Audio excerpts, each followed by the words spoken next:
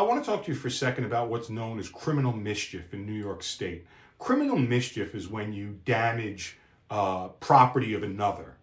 And I've had a number of cases over my career where my clients have been very surprised that they've been arrested because they have damaged property that was theirs but was mutually owned by them and their spouse.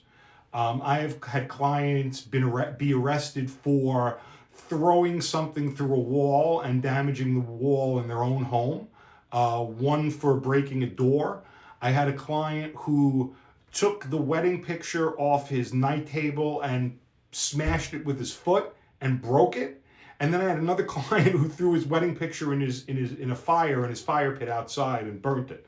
And all of these people never thought they were going to be arrested because they owned the property that was destroyed and damaged.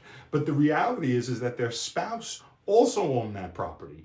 And when they damaged the property and the spouse made a complaint, the police had no choice but to make an arrest because they have an official policy of arrests on domestic violence cases.